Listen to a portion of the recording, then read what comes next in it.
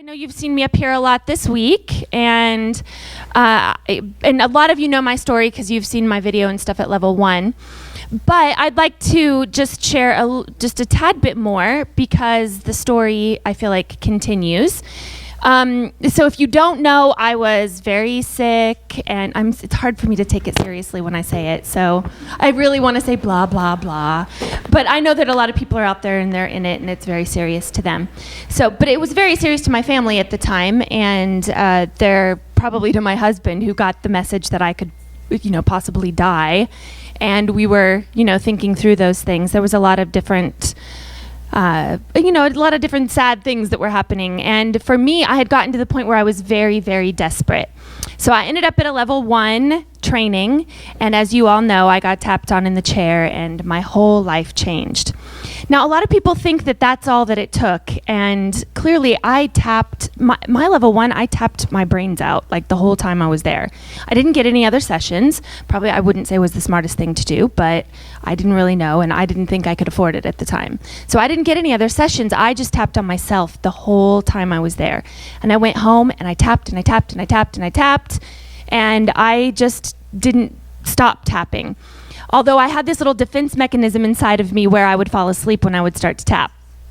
So I would start to tap and I would instantly knock out. And I would wake up and I'd be like, what on earth? And I had to actually tap out that for a while too. But so fast forward, I went through all of my trainings and everything, and I just got healthier and healthier and healthier. And people ask me, did you tap on every symptom? I actually didn't tap on hardly any of my symptoms or any of my diseases or any of that stuff. I just tapped on my memories. I just kept dealing with what was coming up in my life. And through that time, my life has changed. I moved overseas. I moved to South Africa, and now I live in Maui. And my life just keeps getting better and better and better and better. It just, like that happy journal that you're doing, the intentions that you set, the affirmations, they come true. This stuff is real.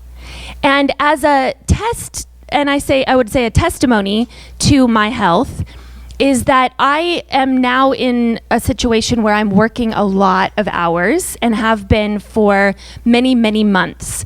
And in a situation that probably would have before put me right back into the same situation. So a lot of the outside circumstances are similar to what got me into the situation that I was in before. And I'm handling it in a completely different way. So there's stress and there's lack of sleep and there's different things that I'm doing. And my body is not responding in the same way. Not at all. It's a very, very different story.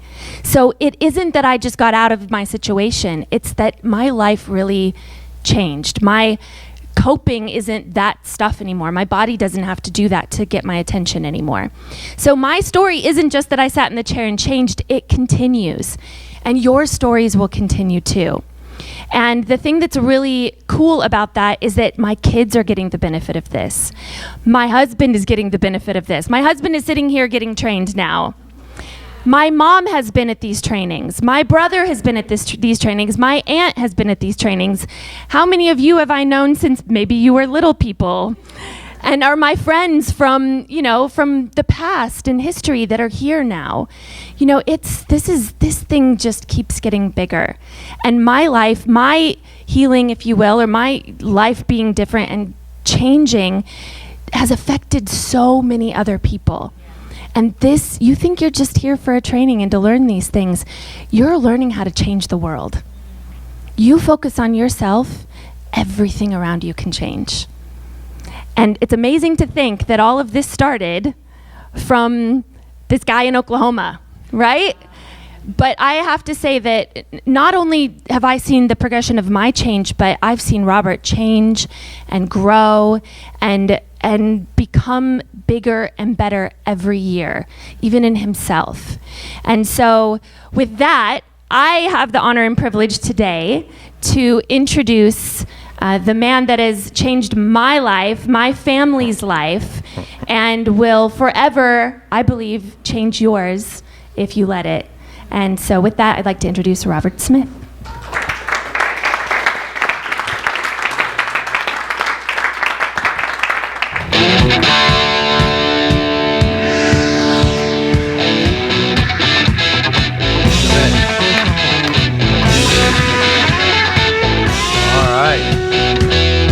Back that up a bit more.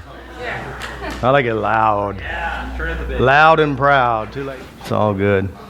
Now you heard Heather's story, which, you have to understand, Heather's story may not be absolutely correct. May not be absolutely correct.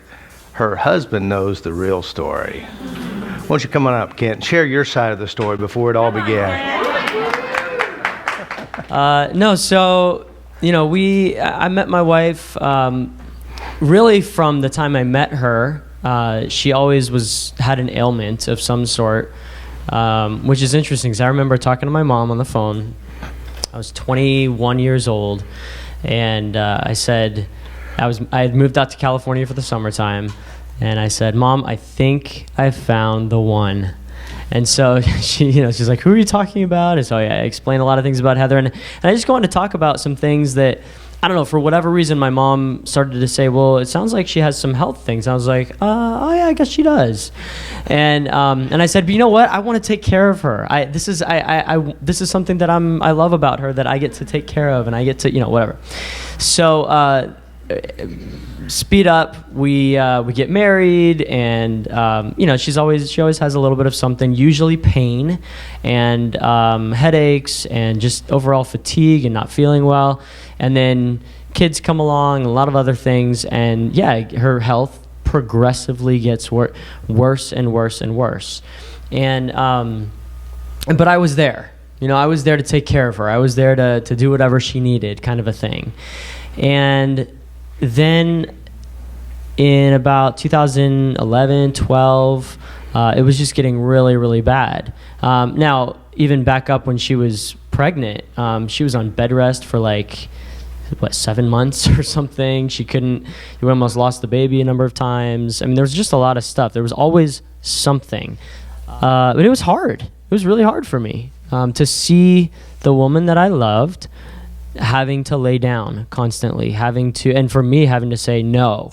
I took her phone away at one point because she just always wanted to, she's a workaholic, or she used to be, and so she would just work through her pain and through her as kind of a coping skill.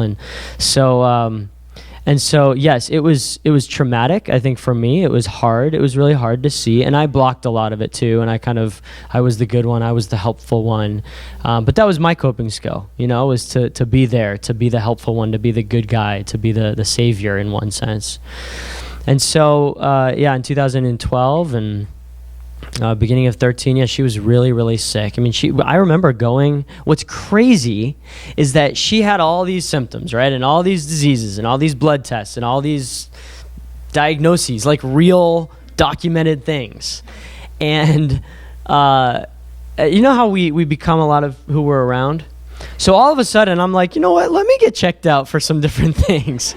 So then I end up going to the doctor and, I have this and this and this too. Now my symptoms weren't like hers, but I ended up being on a bunch of medication. It's like, it was probably part of me being like, look, we're in this together, kind of a thing. I'm serious.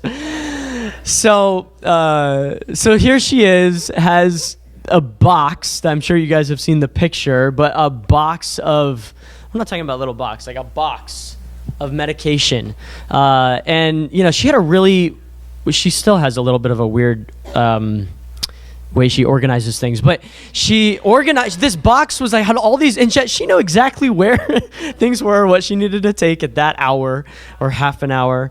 But she was on so many meds, I could not keep up with that. She had, in order to make sure she took the right ones at the right time, me and my organizational skills, I made pages, like 3 pages of typed medications down the list, and what day and what time and all that. I mean, that's what she had to do every single day. That was her full-time job. So yes, she was very ill. Anyways, so, and wait, do you want me to talk, what? Oh yeah, that's true. Injections as well, not just pills.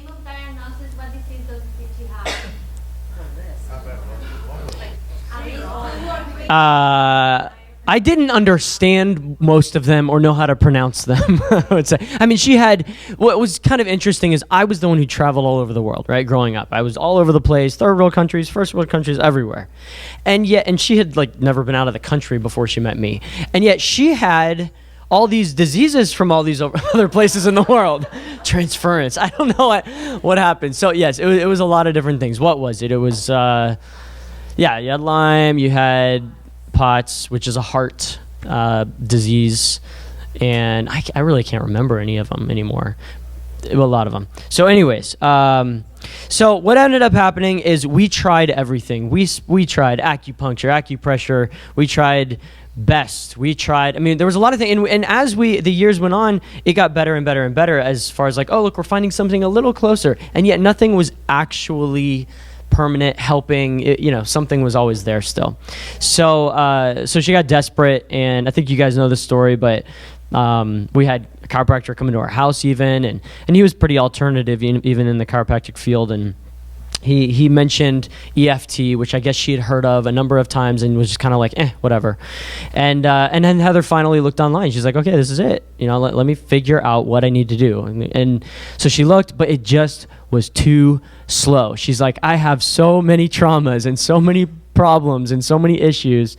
And so she actually typed in FasterEFT, which is how she found Robert.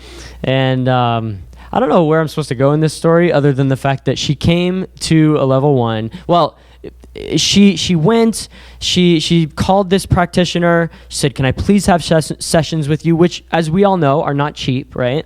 But by that time, we had spent so much money, and we were just desperate. We said, hey, we'll do whatever. We'll do whatever it takes. And so I said, go for it. She couldn't get with the practitioner for like 3 weeks because she was coming to a seminar, and so she said, well, what if I just jump start it? What if I go? And I said, do it. Now meanwhile, I'm carrying her bag out to the car, putting her on this plane. She can barely lift her bag, like barely wheel her bag in. She's... Yeah, that's true. She always had something. It was falling off a horse, getting stepped on, having to carry her around. There was always something. And yeah, so there were times where I was actually carrying her to the bathroom and different things. And so yeah, she went to the airport, and I was concerned. Here she is, really sick, going. Call me right when you get there. It was like her mother. But and so she came, and it really. I remember her calling me, FaceTiming me. I think it was maybe 2 days after she had arrived, and she had this huge smile on her face, and she was so happy. And I was like, well, how's it going? What's going on? And she said, I want to show you something. And I said, okay. But I was like, okay, great, show me. And so she gets up, and she kind of backs off and backs away from the computer, and I don't know what's going to happen. And she starts, now, mind you, she usually walks like this, because her back is always hurting, and her neck. And for years and years, I massaged her and all these different things. And so she starts doing yoga poses and doing all these different things, and I'm like, what is going on? Are you hurting? Are you okay? And she just talked about how she's all better. Like, in her mind, I am all better. But what I appreciate is that she didn't just stop there. It wasn't like a one-time fix. Is that she kept working on herself. She came home. FasterEFT really scared me for a while, actually, which is why it took maybe me so long to come here. I believed it helped. I believed it was great, but I had to break through a lot of my own guards and my own junk and stuff that I was in. And I really wanted to come after a while and wanted to do this, but even my own fears of, I can't be away from the kids, or I have to work, or there was all these excuses, and it took me a few years of sessions to finally get here and say, I can do this. I'm worth it. I'm going to do this too. I'm going to help people. I'm going to help myself.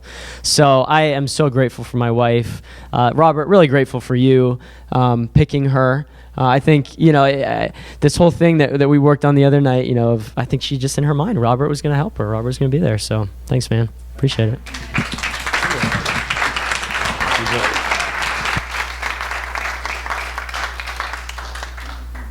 That's the real story. I think it's the same story, but it's definitely a different perspective, isn't it? And that's amazing, isn't it? Yeah. And Heather's is not unique. There's a lot of others. There's others in this room as well. And there's others out there that we don't even know exist, who's been following the YouTube videos, tapping along and working on themselves. And so that's what you're here for. You're here to learn how to help them find their freedom. And that's really what it's all about, isn't it? Helping each other, helping ourselves, and then reaching out. But had we not pushed past our fears, you would still be crawled up in the corner at home. Life is changing. Either you're going to get on the bus or you're going to sit there on the bench and watch it go by. I don't know about you. I don't like sitting on the bench. Okay? So welcome to my world. Exciting, huh?